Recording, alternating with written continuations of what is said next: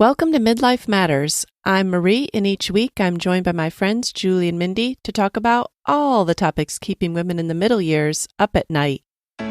Listeners, before we start today's episode, we want to invite you to our upcoming meet and greet event. If you are in or near LaGrange, Georgia, we would love for you to join us. This fun morning will take place on September 27th from 9 to 11 a.m. For more details, please message us on Instagram at Midlife Matters Podcast or drop us an email at midlifematterspodcast@gmail.com. Hope to see you there. Now let's get started.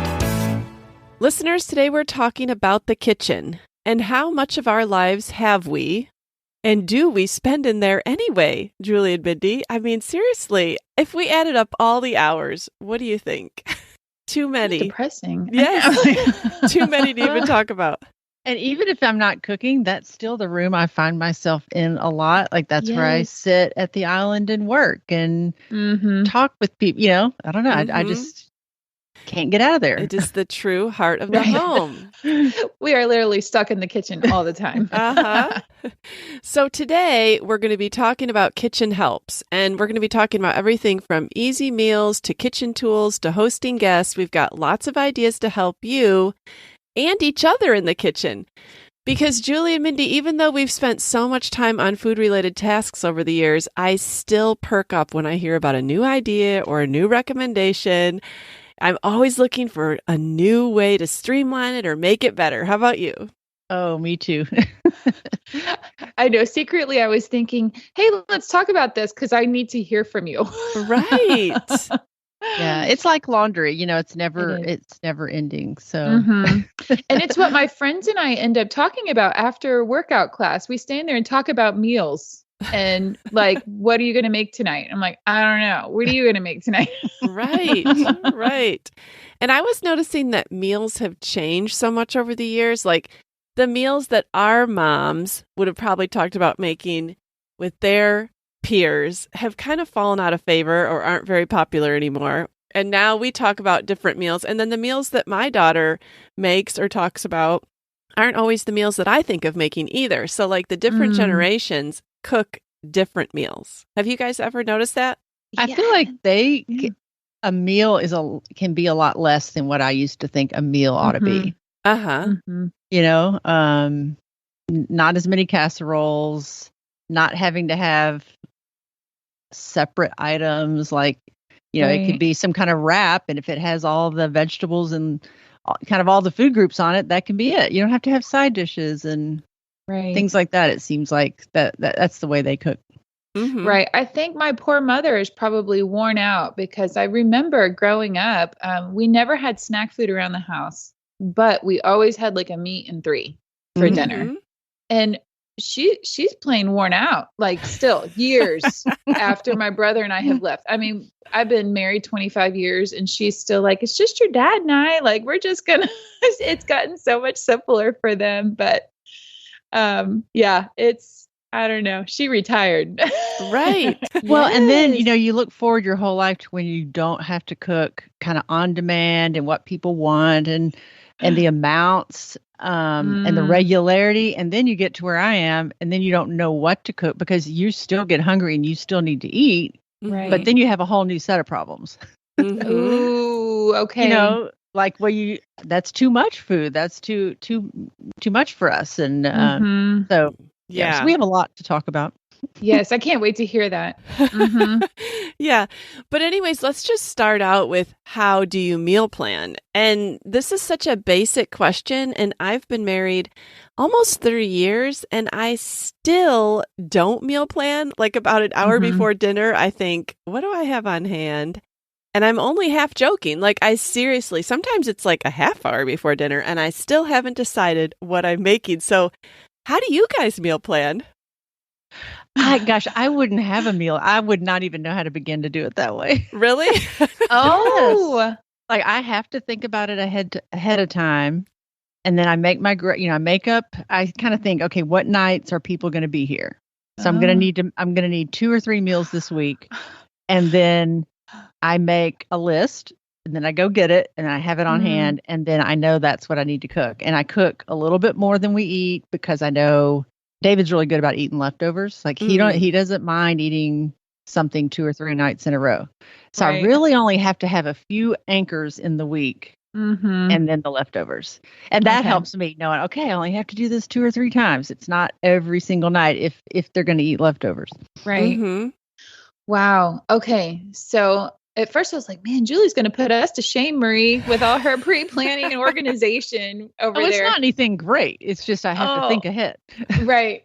I am reluctant to say, but maybe people can relate with this.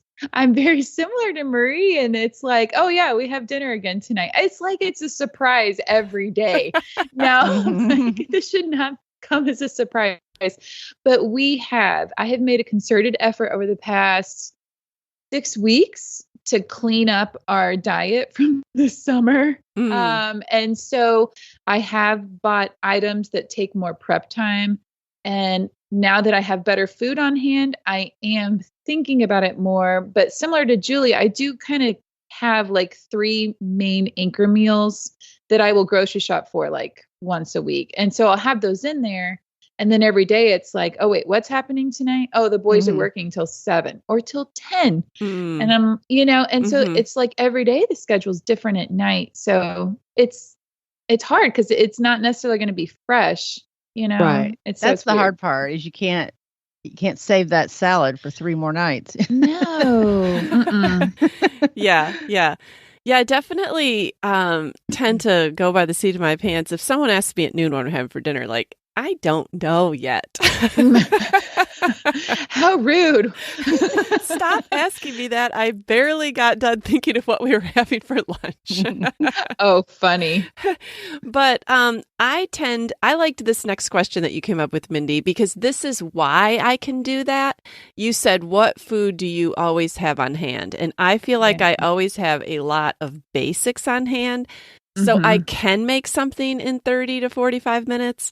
I may not know what it's going to be yet, but like when I say always, I mean almost always, but I always have like cut up chicken, whether it's rotisserie or chicken that I made. I make it ahead of time and I cut it up in like 2-cup amounts and freeze it in little bags in the freezer. So, you could put a couple of those together in a soup. You could put them in, a burrito. You could put them in a casserole. Like that's already done. If your meat's already done, it's not that hard to throw things together.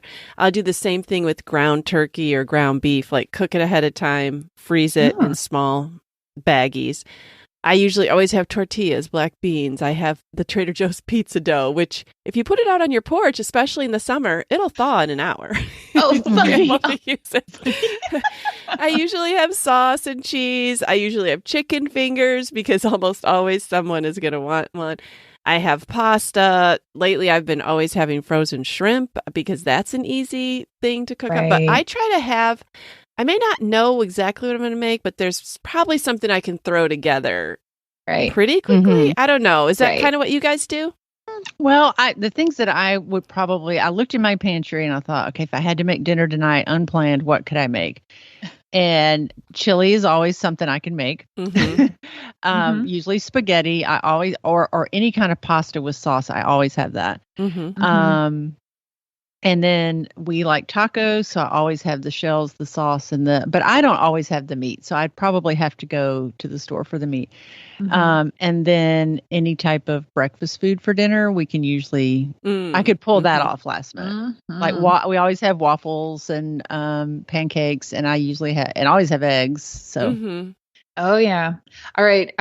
Definitely always have eggs. I think that's like one of the eggs and milk is kind of like we have to. I will go to the store to get that. Right. But then I do try to have a variety of meat on hand because all of my boys and their meat that they want to have at every meal. And so I typically will have grilled chicken tenderloin.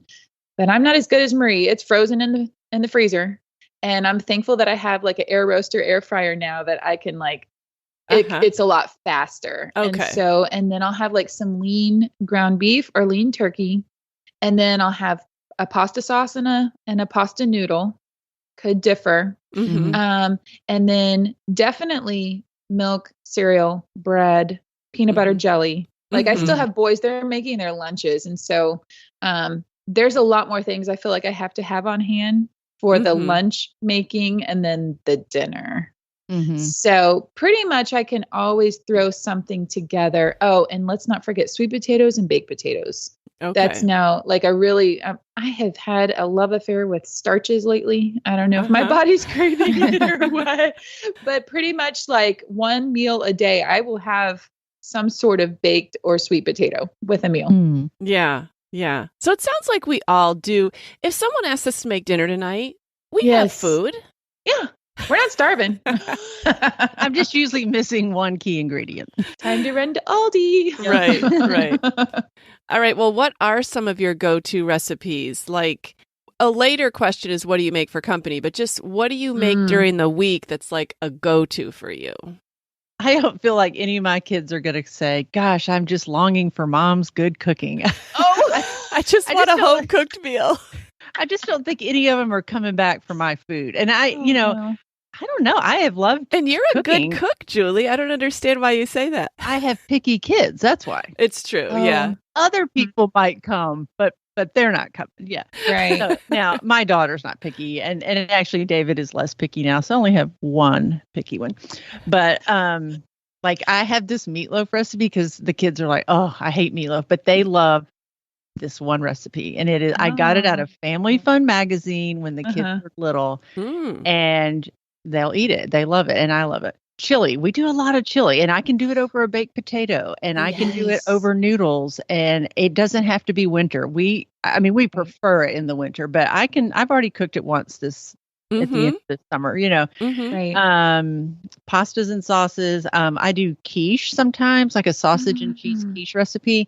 And that is so good to heat up for breakfast the next morning or really even lunch, like put some fruit with it or a little salad. The other night I tried a variation on breakfast for dinner. I did a hash brown bowl. So I cooked the hash browns, put them in the bowl, put the scrambled eggs on them with a little Canadian bacon, cheese. That actually sounds good. Put some hot sauce on it. Like, it was so easy. Why don't your kids want to come home? I'll come over right now.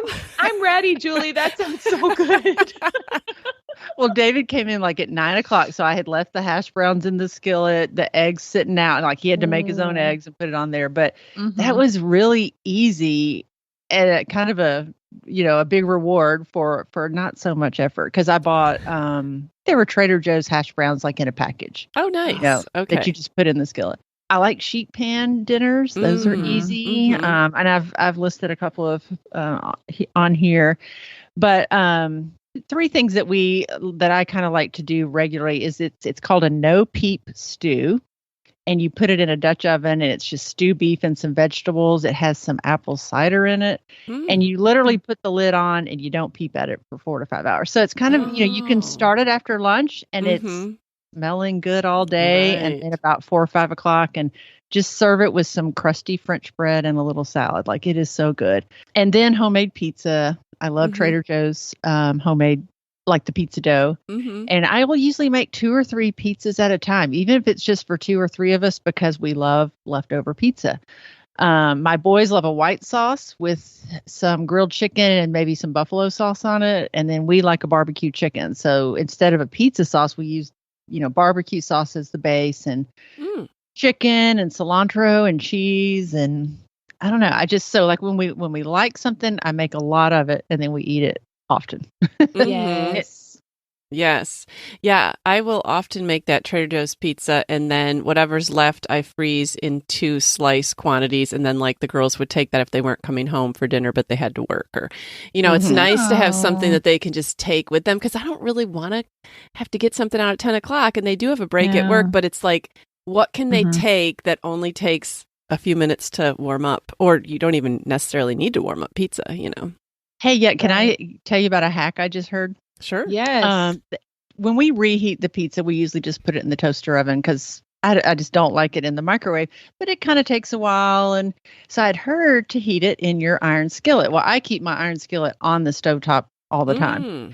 So I put it in there, and it gets the crust really crunchy. And it just takes a few minutes, and it hardly dirties up the pan, really. Sure. I didn't put any oil in there. I just stuck it in there, and it was really good. That's a great idea, because I've been heating my whole oven because I don't like it microwaved. Yeah. So I'll just put my piece of pizza for lunch, and heat up the whole oven. Well, try it in the skillet. I'll try it in the skillet, though. Yeah. I really don't want to go after Julie, because I am, first of all, I don't have an iron skillet.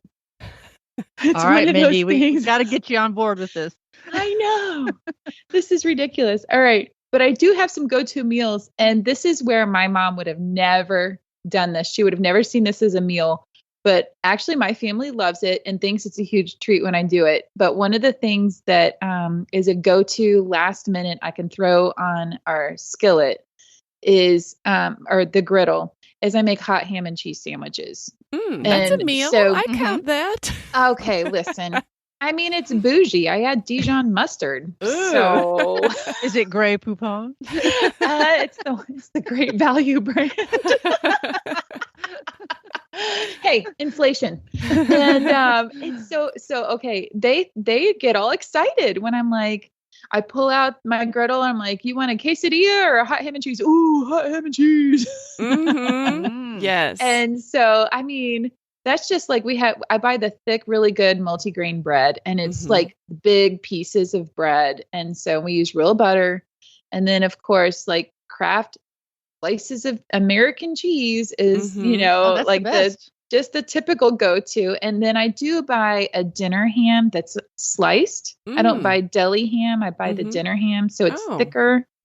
So it is a little step above, and I make sure to put plenty of meat on there. I can always do hot ham and cheese or like grilled quesadillas on my griddle. And then turkey chili is definitely something I'm known for. And they get real excited if I actually bought the Fritos to go on top. I don't even want the chili if there's no Fritos. Like, I've got to have the Fritos. And then, I'm just extra when I get the chili cheese Fritos. And so, I'll have some Mexican shredded cheese for that.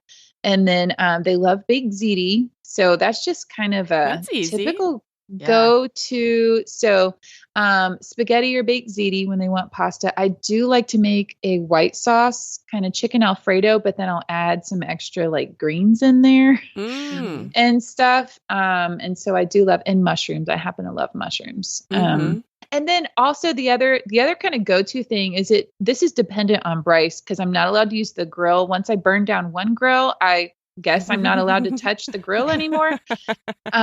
You look away for 1 second. And so I will marinate meat, like the grilled chicken tenderloin, I'll get out to marinate or something like that. And so, and then there's the potatoes. I can always do something with the potatoes. And I know we're going to talk about appliances next, but when I got my Ninja thing that I told you guys about, that gave me a whole nother list of food items that I could make on the fly. Perfect. Instead of having to plan so far in advance. That's perfect. Hey, Mindy, I wanted to say on your grill thing, because we used to love to grill, and now that it's kind of up to me, I don't know. I think I'm just going to give that up. But my boys prefer steak and burgers now in the iron skillet in the oven. You put the steak, and that's how, there's a really nice steak restaurant in Memphis, and that's how they cook their steaks. They are really good. You sear it on both sides and cook it in the oven, and it's just so much easier, and they're really, really good. Okay, so Bryce is a faithful listener to us. He's hearing this now. Maybe that will be on my Christmas list. Yes. Okay. Yeah. I mean, for him, not for me, because I want like clothes and purses and stuff. I don't want an iron skillet. I'll get him an iron skillet for Christmas. I'm the same with you guys, though. Like soups and chili, I just can make those all year round. I feel like they're easy. They're always comforting. Another thing that I have made quite a bit this year, something that you guys haven't mentioned yet, is the Lazy Genius Change Your Life chicken. And I have made that a ton. It's basically boneless thighs with the skin still on. You want to have the skin on, and then you put like salt and pepper under the skin and then on the other side too. And you basically cook it in your oven at 500 for, she says 50 minutes, but mine is always done before that. Whoa. And you can also put vegetables on there with it. I never do, though, because I'm usually cooking so much chicken, there's not room. But doesn't it go on top of the vegetables? Or I think it does if you're cooking vegetables. Yeah, I only cooked the vegetables the first time I ever made it, and now I just do the chicken like that. And maybe that's why it's finished earlier too. Right, yeah. But I will just caution listeners. So I made that a couple weeks ago, and I think I put, I'll say 12 thighs on my cookie sheet. And I put it in the oven, and then I had like 4 left over. So I thought, I don't want to dirty up a whole new cookie sheet. I'll just put them in a Pyrex. So I put that Pyrex under the cookie sheet on a different oven rack. Well, I come back down about a half an hour, and I just hear all this sizzling and smoking is coming out, and I'm afraid to open the oven door. And when I opened it, the Pyrex had burst. And I Googled this. What? Apparently, above 425, your Pyrex will melt and just disintegrate. And so my chicken had just fallen into the bottom, along with the glass of my oven, and was just sitting there melting. What a It mess. was a total mess. Luckily, I hadn't put the cookie sheet under the Pyrex. Otherwise, it would have ruined all my chicken. So I was still able to salvage the chicken on the sheet pan. But then I had such a mess in the bottom of my oven. I had to wait for all that to cool. Then I had to basically scrape all the loose pieces of glass and chicken out, get it as clean as I could by that. And then I had to run my self-cleaning oven. And that stuff reeks as it burns off. But I had to get it off. I didn't want to just harden like for a couple days on there. It all came off, but I had no idea that Pyrex melts. Have you ever known anyone to have that happen? I guess I don't use 500 very often, like maybe pizza. Sometimes pizza, I have it at 450, but Yeah. Yeah. Yeah. No, I've never turned my oven that high. Yes. Thank you for the warning. Yeah. Good to know. My only warning is don't try to cook bacon in the oven on a flat cookie sheet. You'll start a fire. That's really my only warning. I feel like I've done that before. But what happens? Like the fat sizzles off and catches on fire? Oh yeah, there's nothing to catch it, and it just goes down onto the burner. You mean a flat one without even rims? Okay. Oh yeah. When you're married at 18, you just discover all kinds of gems. Well, also don't put raw bacon down your garbage disposal. Really? I would have never even thought of that. As in the whole package. Who would do that? Julie. Yeah, Julie, who would do that? I always brag that I put everything down the disposal. Like I know people that don't put eggshells and they don't put this and that, and everything goes down my disposal because John insists on clean trash. Clean trash. You're not on a septic tank, are you? Non-smelly trash. So this bacon had gone bad, and I thought, well, I'm just going to put it down there. Oh, my goodness. It was like this frothy, foamy mess coming back up, and it took the plumber quite a while. Yeah, it was a plumbing call. And this has been years ago, but I learned my lesson on that one. Yes. I was at a friend's house once, and she just had her plumber leave, and she said never put eggshells down. I mean, if a random one falls, fine, but she put like a dozen eggshells down while she was cooking, and she had to have the plumber come. He said, I do that all the time. Really? I do that. I've done that for 35 years. I don't know. The plumber said that he gets more calls about eggshells, so I never put them down anymore. No, I've never done that. No, but no, we're on a septic tank now because we're just enough in the country. So we have to be very careful about what we put down there. Yeah. All right. Well, this question, I literally have nothing written next to. Ooh. New recipes that you love. Oh. I don't know. You guys give me a new recipe. Mindy, what's your newest recipe that you love? Okay. Well, I have learned some stuff now that Abby's married. And her husband loves to cook too. So they have actually given me this recipe, and it's air fryer salmon. And so basically the air fryer, the salmon, you put, a little oil and whatever seasoning, and basically on like 400 for about 8 minutes, depending on how thick your salmon is. I have never enjoyed salmon until I've made it this way. Like it's better than the restaurant.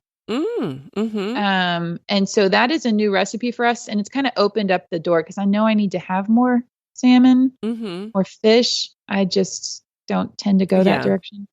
But so that's definitely a new recipe. And then my sweet potatoes and Brussels sprouts, like again, my Ninja air roaster, instead of doing the whole pan, all my food doesn't fit on the pan for a one pan meal, but I have learned that I can do just like the vegetables or the side items. So I'll do like the sweet potato and the Brussels sprouts together in the air roaster. And so basically I just put a little avocado oil because the olive oil is a little too, like it burns faster or something like that. Okay. So, yeah, my friend Beth told me about the avocado oil. Sure. And so I just kind of shake it in a big Ziploc bag after I've cut up everything and do a little lemon pepper on it. And then it's in the air roaster at like 390 for maybe 20 minutes, depending on how small I've cut things. Oh, it's so good. Like I'm at a transition where I like prefer the side over the main dish because I'm loving the potatoes with the green and broccoli. You can do it with like fresh broccoli. So I'm going to overuse that because it's just so good. That's all I want right now.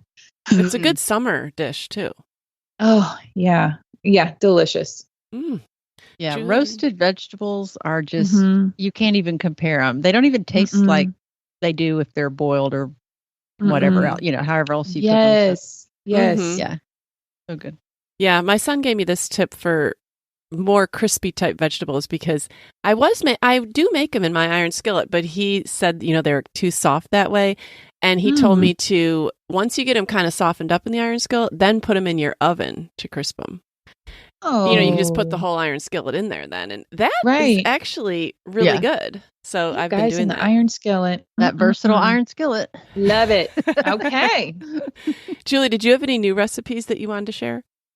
Gosh, I don't really. My hash brown bowl was my greatest achievement of the last several weeks. I love that. And I just kind of made it up. But that was a hit. And I think I mentioned this I'm a fan a long time ago. It was my hot honey chicken nachos. And that's still a favorite because I made it easy using rotisserie chicken. I'm not having to cook the chicken. And I think it called for a salsa, like a fruity salsa, and I just bought that, so it was really easy to throw together. That sounds good. Yes. All right. Well, what about ready-made meals? Because sometimes we just don't want to have to start all over. Usually when I place an order at Costco, I also order their chicken tacos because I'm usually ordering a rotisserie chicken and I'll take some of the meat from that and make the meat for the tacos last further, to try to use up all the tortillas. And that's a ready-made meal I like. If I go to Trader Joe's, I'm definitely buying lobster ravioli. And then that's what I'll make that night. It's easy. It's cheap. It's very easy to do.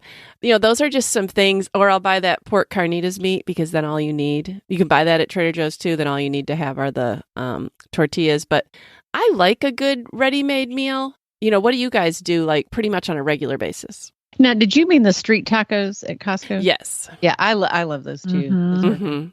Yeah, all of my ready-made meals, I had forgotten about the street tacos, but I do love those. But most of mine come from Trader Joe's. We love the pork carnitas, shred it, serve it on their homemade tortillas, and they have a really good cabbage slaw that's kind of sweet that is good on there.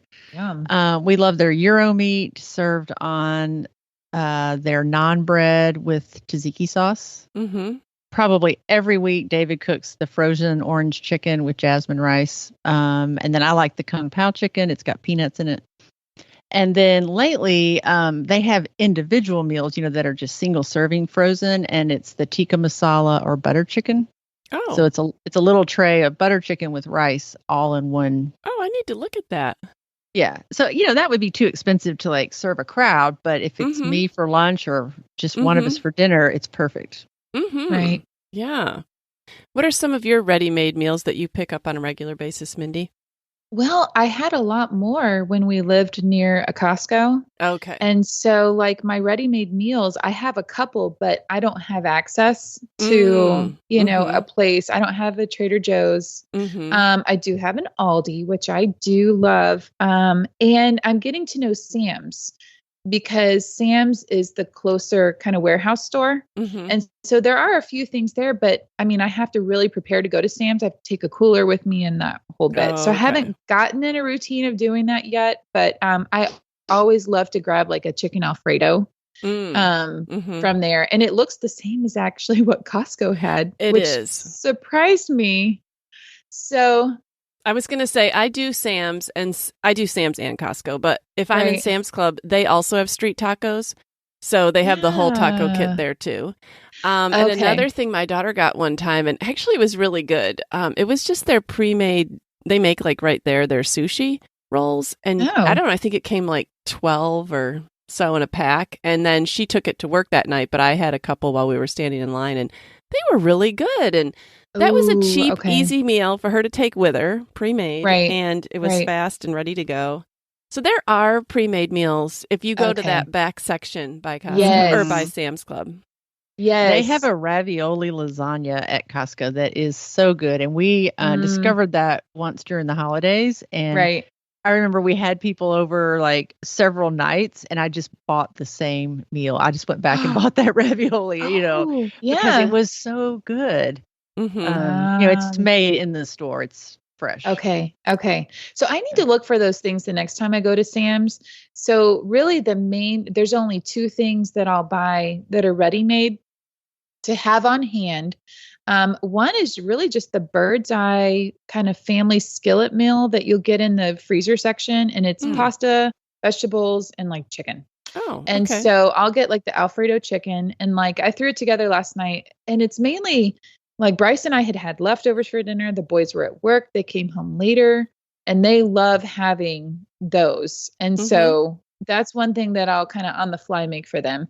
The other thing is, we have all talked about this before, but you can get it at Aldi or Walmart, and it's the Tyson roast with the vegetables and the seasoning packet is in there. Yeah. I love to grab one of those. And so that also, like, it just feeds my family of 4. I could not have bought that when Abby and Grant were at home, but it works now. So, yeah. And you can get that at Aldi or Walmart, if you don't have access. Yeah, I'd forgotten about that.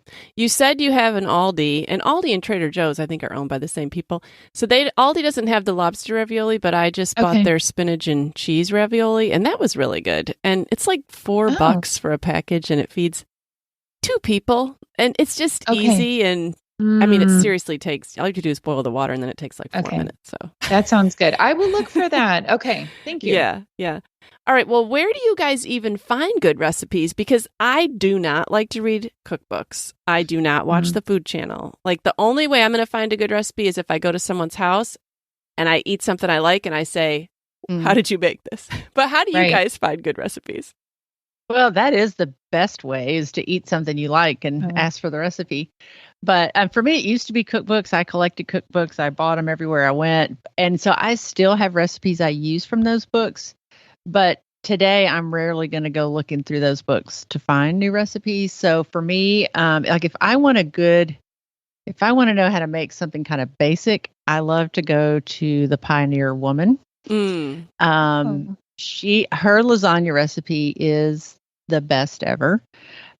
She uses pork and beef in it, and it's just amazing. Her chicken and dumplings are really good. I make a sour cream noodle bake that I have taken as when I take a meal to somebody, because it freezes really well. And shepherd's pie. Like, she has a lot of good basic things that just taste wonderful. So I like her website. And then Southern Living, to me, is always a great source, because they're tried and true, tested. They're going to turn out like the picture. They're going to turn out like they say. Because I don't go to Pinterest anymore. I feel like everything has a big sign in all caps, the best whatever, and it's not. It's not the best. Right. So I feel like I can't trust it. You lie. Yeah. So no, that's a good point. We tease my son because he likes to cook, but we tease him that he only wants to try out recipes that say the best whatever. I've often found that they are not the best. Right. Oh my goodness. Okay. I shy away from cookbooks because I found that they use a lot more ingredients than I care to deal with. Me too, so Mindy. I'm like, yeah, I'm not going to go buy that one herb that's $6 for this one meal. Right. And so we really kind of get recipes based on the food that we would buy at a restaurant. And we have pretty simple palates. I wouldn't say we're connoisseurs. Living. Yeah, we're not doing anything crazy. I mean, when my boys beg for hot ham and cheese, you kind of get the drift. Like, and so kind of like Julie's like hash brown breakfast, bowl. I think it's just we have these foods that we like, and we just make it differently, or add fresh vegetables, or add another topping or something like that. Because we typically just, I might look at Pinterest, but it's like, what can I make with this and this? And so, but I get recipes kind of from friends. And when people know how, practical I am. And so if I hear of a great, like, 2-ingredient, I like perk up, my ears perk up. This is right. No, that's totally that. I once subscribed to a magazine that only published 5-ingredient recipes, and I loved it. Yes. I mean, I have bought that before, Marie. If it has more than 5 ingredients, I don't even want to cook it. Like, cooking is not pleasurable to me. It's a means to an end. Okay. It is. We need fuel for our body, and we need the right fuel, and just eat whole foods and just make them differently. Like, try to keep it simple. Right. All right, you guys. Well, let's talk about kitchen appliances.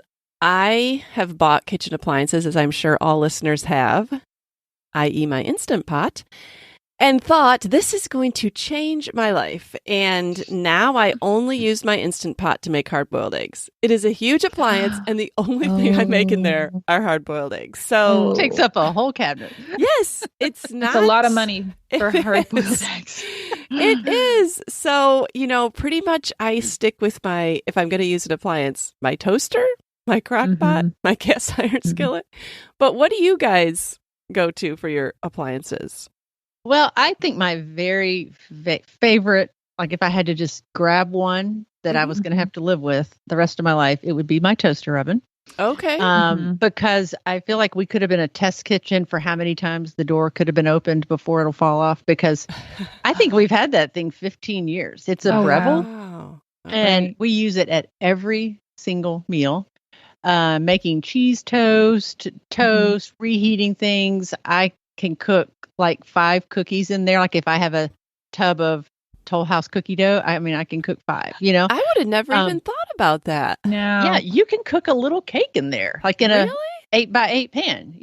We have these frozen apple turnovers that David loves, and it takes so long to preheat my big oven, and he can have the whole thing cooked in the toaster oven. Because my toaster oven also has a bake with a temperature thing, Okay. How interesting. So that is, I hardly heat my oven up.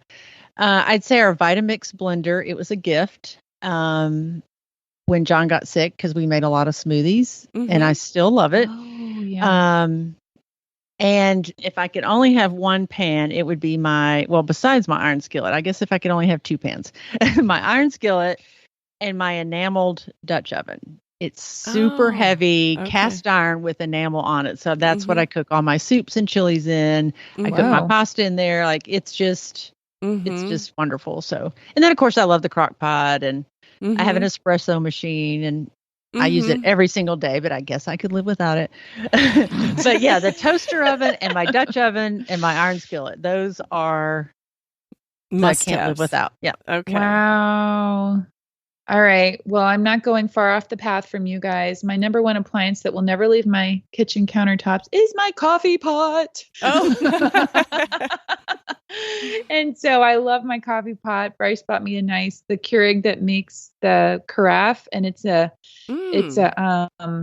metal, like the carafe is metal, and it keeps it's insulated, so it keeps the coffee. Cool. I love it. I love it. So my coffee pot, my new Ninja foodie thing. That it has quickly become a staple in the house for a lot of things, and also reheating. But it has a toaster oven part of it, but we haven't used that yet. So we actually still have our toaster that we use every morning sitting on the counter. But this I think could really replace that once we figured it out. So, but it has the air roaster and the fryer. And I think it has a baking feature. Like it's got a bunch of different options and it folds up. So it doesn't take up a whole lot of counter space. And then my griddle that I mentioned, I pull that out for, the quesadillas, the hot sandwiches, pancakes, French toast. Bryce cooks bacon on it now. Like never fail. It doesn't burn. It's perfectly crispy bacon on that. So that griddle also. So those are, crock pot. Have to have the crock pot. Yeah. And speaking of like generations, my kids, when they were in college, I got them each an Instant Pot, like when they moved off campus. At that time, I had used my Instant Pot semi-regularly. And so I got it for them because I thought, well, this would be an easy way for them to make bigger dishes that might last them all week. And they actually do use their Instant Pot. Like, I think because they never had crock pots, they actually figured out the ratio of time. For me, that's the thing about the Instant Pot. I never know how long to turn it on and how long to let it cool back down. Like there's just, with the crock pot, you cook it, you take the cover off, you see if it's the way you want it, you let it cook some more. It's very easy.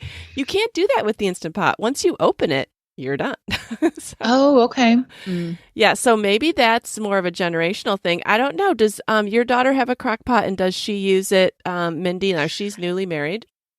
She is newly married and they do use the crock pot. She has a lemon chicken recipe that's like a go-to for them. And she uses the crock pot for that. Okay. So, but they use she mentions the air fryer. They have a really fancy schmancy espresso coffee whole thing that they got. And yeah, their air fryer, the crock pot, the coffee, like that's them. Yeah. Does Molly have a crock pot, Julie? I don't think so. Okay. Yeah. So I don't think so. She has the Dutch oven. Okay. Which kind of can serve as a similar thing. If you were cooking it, especially on a low heat in the oven, it's not going to burn. Yeah. This is sad. I'm like, what is a Dutch oven?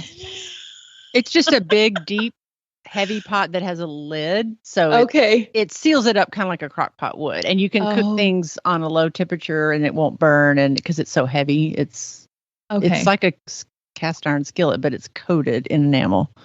And you put it in the oven. You can, like I cook on the stovetop, but you could put a stew in there and put it in the oven with the lid on. You can do either one. Whoa. Yeah. All right. So it's real versatile. Oh. Yeah.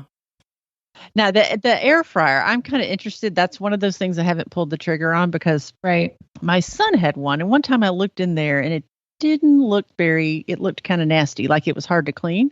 But I keep seeing these commercials for air fryer liners now. Do you use those? Yeah, like they have a disposable, like paper looking liner you can pull out.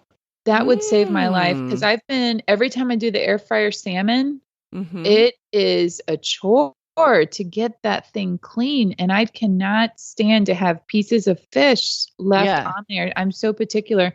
So I've been using that Dawn foaming spray and I have to let it sit and I'm scrubbing it. So thank you for saying that. That will make my life so much easier. Yeah, I want to see how those work because I don't know if I want an air fryer or not. I'm still thinking about it. Right. Mine came with all the other things. Right. Well, people that have them seem to really like the way the food, turns out. So yeah, definitely.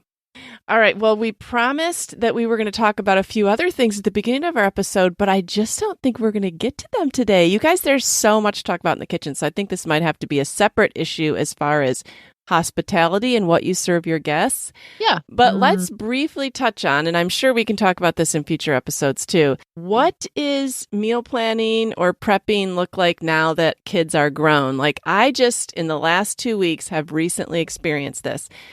I had all this fruit that I had bought, just as my typical way is, before I dropped my kids off at college.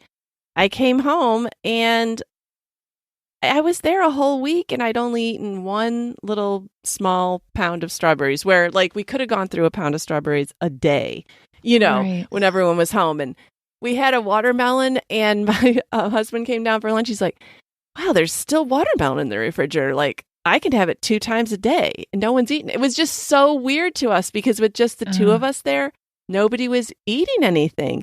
And then, I went to Aldi and then I really had to think to myself, normally I buy 2 pineapples, I guess 1 pineapple and maybe we won't even eat that. It's really weird. So I am having to really adjust my serving sizes and amount of food downward. And Julie, you've had longer to do that. Right. Well, yeah, I feel like Marie and I are probably in a different phase than you, Mindy. Like you're adjusting downward, but you're still not, you still have a I'm not off the hook. Right. Yeah. But so I think a lot of midlife women might be in our situation where like my youngest has been at home through college and he's moving out like in a week. And with John not eating a lot other than like smoothies and stuff, I think, gosh, my reason for cooking is literally going out the door. And it's kind of scary because I noticed that I'm not eating well. Like I'm going for the convenient, easy, hey, it's a Pop-Tart, and I'm like, what nutritional value is in that? None. And I know why old people eat junk now. Like I get it. It's just the convenience. So I talked to my trainer the other day and I said, what am I going to do? And she was kind of helping me brainstorm, and she gave me some recipes that she said I like to make and can eat all week. Or have you thought about doing a little research and finding how you could prep some things ahead of time, like those salads in a jar or in a bowl, like maybe boxing it up and just having it ready, like take a day of prep and doing that. And I thought, for the first time in my life since college, I can choose how I want to eat. And I thought that's kind of amazing. Like, I mean, I'm having to cook meatloaf, tacos, spaghetti because that's what people want. But I don't have to eat that way anymore. Like if I want to change it up, if I want to have a salad every night or salmon, I can. So I'm trying to put a positive spin on this. Right. But I've just got to figure out the logistics of how to not waste food. And no, I totally agree. The first week I was home, I bought myself shrimp and cooked that for lunch, and like it was just like whatever I want to buy, I can, because it's just me. With Steve traveling, it's not even him. It's just me to cook for. If I wanted to go out to Panera and buy something and bring it back, like it's so much different than when you have to adjust it. Just this week when I went to Aldi, I thought, I can buy the organic strawberries now. Like I never bought the organic strawberries before because they're literally twice as much, and people go through all the organic fruit too quickly. This time I bought organic strawberries and blueberries for myself because I'm the only one eating them. Oh, yeah. I mean, that's true. Like things at Trader Joe's that might seem expensive, they'd be probably way too expensive, Mindy, to have to buy 4 bags of to feed your crew. Yeah. But, to spend I think it's $4.49 on their tikka masala for me, that's fine. Right. Wow. That's a meal under $5. That's fine. Yes. So yeah, it's a whole different, I get to kind of change and do it my way now. And I just have to figure out what my way is. That is the same thing that I'm having to think of, is just what do I want to eat? Like even the ravioli thing.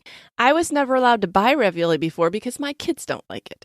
Well, now Steve and I have had it the past 2 Sundays because it's easy for me to make after our community group is over. We get home, I can make it quickly. I like ravioli. He likes ravioli. Like it doesn't, like I said, 1 package feeds 2 people, so I don't have a ton of leftovers. It's just easy. And then so I'm trying to like rethink, like, what can I make that doesn't make so much? Neither one of us is interested in me making a whole pan of lasagna. What would we do with that? Like, True. Oh yeah, it'd last 2 weeks. Yeah.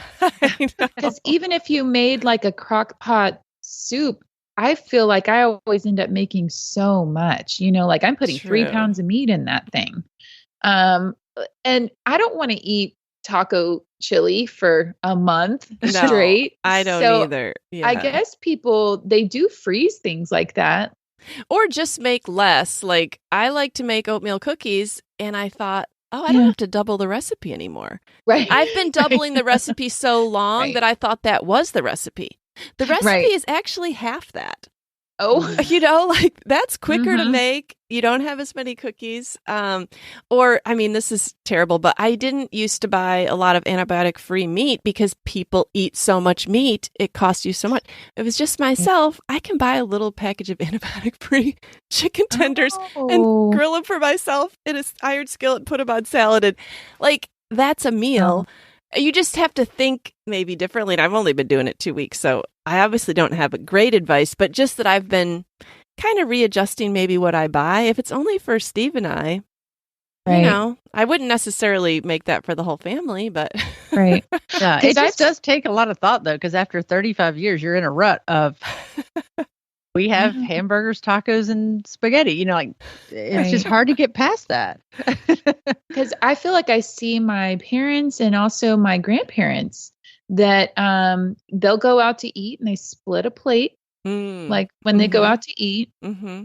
And then they always take home a to-go box because they're like, it's just easier. It's easier to buy this plate and eat half and take it home. And so they do eat out more because it's more economical. Mm-hmm. I even thought I could make my big main meal at lunch and then just eat the leftovers for dinner or a bowl of cereal. I could even change that. Yeah, I don't need to even have a real dinner. I could eat it anytime I want. Yeah.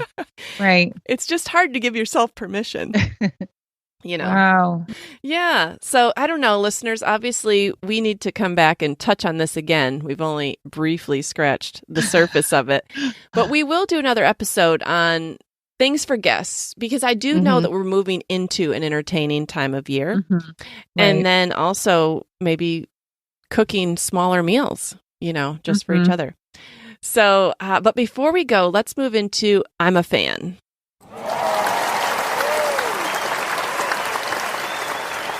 Mindy, what are you a fan of this week? I'm a fan of something that Bryce put together, and I love the point in marriage that we're at right now. He's being more creative in the kitchen, which is great, and this goes right along with this episode. Okay, so I always buy these muffin mixes, and I will have them on hand in the pantry, and it's really only for a Saturday or Sunday, or if my big kids come home, then I'll make some sort of pastry item. Sure. And so Bryce literally took 2 muffin mixes, the lemon poppy seed and the blueberry, and mixed them. That sounds good. He literally took 2 boxes, but I would have never done this. Okay, so he mixed them together. And then we had some fresh blueberries in the fridge. So we added some fresh blueberries. Yum. Girls, these muffins were so good. Yes. I was oohing and awing over the lemon poppy seed mixed with the blueberry muffin mix, and then pop some fresh blueberries in there. That sounds really good. All right, can Bryce make those when we come visit? Oh, you hear that, honey? I was like, can you please play around in the kitchen some more? Yeah. This is amazing. That's wonderful. Yeah, I know. We kind of get in a rut. We're like, well, 1 box. What does the box say? I know. Lemon poppy seed muffins. Here we go. Yeah. Yeah. That's great. No, that's a great tip. I'll have to get some of those and keep those on hand. That's a good thing to have on hand, because you never know when you're going to need something like that. Yeah. It's not going to spoil in the pantry sitting there. Yeah. True. All right, Julie, what are you a fan of this week? All right, I'm a fan of some lighting that we put up in we call it our library. It's a multi-purpose room, but there's a lot of built-in bookshelves. And we always liked the thought of having those lights that some people call them picture lights. They hang over a picture, or you see them in libraries where they are at the top and shine down on the bookshelves. And but we were not going to go to the expense of having an electrician wire all those lights. So we just started looking online, I wonder if there's anything battery operated. And sure enough, we found on Amazon, they're called Luxway wireless picture light, battery operated, and they're remote controlled. And you can adjust the lights, the direction, and they have kind of that bright white, which I don't like, and then the more warm light setting, because they are LED, and I use air quotes brass. Okay. I think they might be plastic, but they look like brass. They look like brass. Okay. I mean, they're really nice. And we ended up buying 7 of them and putting them over each bookcase. And each one has a remote control, but you can control them all with one remote control. Really? Nice. Oh, Julie, I want to see a picture, and I really want that link because that is such an expensive look to get out of a battery operated. Yeah, and like if you had a picture you wanted to put this over, if you didn't have it hardwired in, you'd have a cord, and it all started. I was looking for sconces for my fireplace because right now I just have some that have candles in them, and I wasn't gonna, hardwire anything in there. And I haven't found anything quite yet for that, but that's what led to finding these. Wow. So I've probably had them up about a month. A friend was here visiting, and I asked her, I said, hey, she always likes to do projects. And I said, would you want to help me put these up? And she goes, oh, yeah, that'd be fun. She goes, but only if we can make a reel. Oh, an Instagram reel of us doing it. So we had fun doing that. I've never made one of those before. So I probably shared it a month ago. So maybe we can share that on this week. It was fun to learn how to do that. And Julie, that's awesome. I can't wait to see that. Yes, definitely. All right. Well, we'll put a link to that in our show notes. All right. Well, I'm a fan this week of something that kind of goes along with our episode. You know how I said I've just been kind of buying what I want. So I was in Costco last week, and, they always have their new things along in ours, it's on the left-hand side when you walk in. And they had cereal, and it caught my eye. It was $13.20 a box. And I thought, what cereal is $13.20 a box? It's called Morning Summit. And I bought it. Because I love cereal.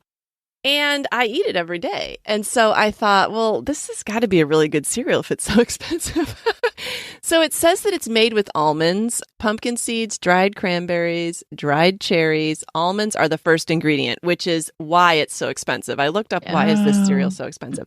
But actually, it's not that expensive when I really looked at it before we started. So it's 38 ounces. And normally I buy Great Grains, which is, in comparison to this, a very poor imitation. But it's like $5 a box, but it's only 16 ounces. So that's, 10. So if I wanted even close to 38 ounces, I have to buy 2 boxes at $10. So it's not that bad. Wow. That sounds really good. I like that kind of cereal too. Yeah, that sounds delicious. I might have to Venmo you some money to bring me a box. Oh, yes. Hey, I would be a great hostess gift. I never know what to bring people. Please. Morning Summit. Listen, a cereal box is a hostess gift. Yes. 100% yes. Yes. So anyways, definitely want to try that. But that's what happens when you don't have anyone at home. You are living the life where you're like, oh, yeah, that was too expensive for the kids, but I'm buying it. All right, you guys. Well, there's so much to talk about in the kitchen. And like you said, Mindy, you talk about it with, people in your workout all the time afterwards. I mean, women can talk about kitchen forever. So we definitely need a part 2 to this episode because the hospitality ideas, we all need to be refreshed. Like I know some of this stuff, but then I forget it and it helps me to hear other people say it. So listeners, come and find us on Instagram this week at Midlife Matters Podcast. We will post Julie's reel for her I'm a Fan. Maybe we'll post a few other things. Mindy, we should really post your ninja thing because we need a visual with what that is. Okay. But ladies, I look forward to our next conversation about this. Yes, and I can't wait to try some of the things I've learned today. I know. Yes. Thank you so much. That was so helpful to me. Yes, me too. All right. We'll talk to you guys next week. Okay. All right. Bye. Listeners, we want to invite you to our upcoming meet and greet event. If you are in or near LaGrange, Georgia, we would love for you to join us. This fun morning will take place on September 27th from 9 to 11 a.m. For more details, please message us on Instagram at Midlife Matters Podcast or drop us an email at midlifematterspodcast@gmail.com. Hope to see you there.